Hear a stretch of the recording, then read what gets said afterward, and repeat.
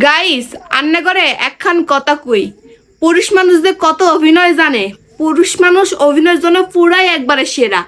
নারী মানুষের অভিনয় জানলে এত পাক্কা অভিনয় নারী মানুষের দ্বারা কোনোদিনও সম্ভব হইতো না, বুঝলেননি? আন্নাগো একখান কথা কই, পুরুষ মানুষকে যতই ভালোবাসা দিবেন ততই মাথায় তুললা নাচবো। নারী মানুষকে ভালোবাসবেন, নারী মানুষ আপনার লেগে জীবনটা পুরা দিয়া দিব।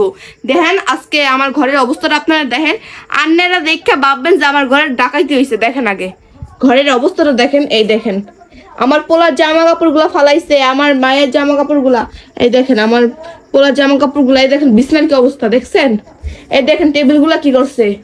ঠিক আছে, পুরুষ পুরুষ সব জিনিসের জন্য মানে বিশ্বাস করা গেল না, এই পুরুষকে ভালোবাসা কোনোদিনই করা যাবে না।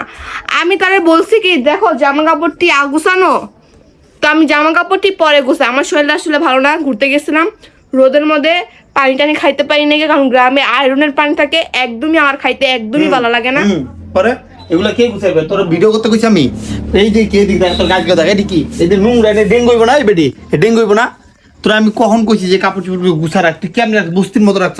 হ্যাঁ এগুলো আমরা ময়লার ভিতরে ঝুলে ময়লা পড়তেছ না? যে কি দেখ ওই যে এডি কি দেখ, এডি কি পড়তেছ দেখছস? হ্যাঁ এডি কি হইছে দেখছস তুই?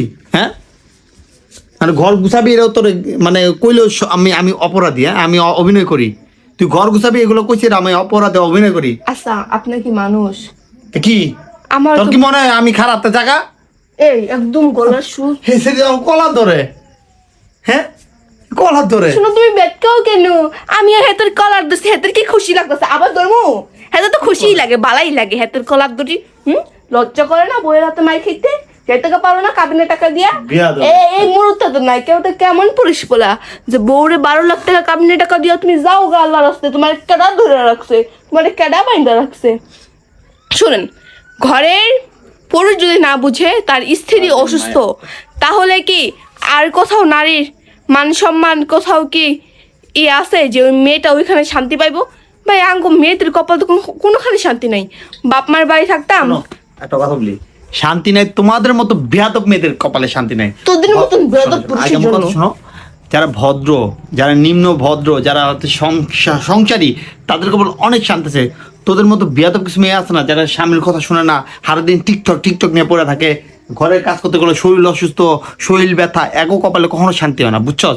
ভালো মতো সংসার কর, দেখবি তোর কপালে আল্লাহ তাআলা শান্তি দিব।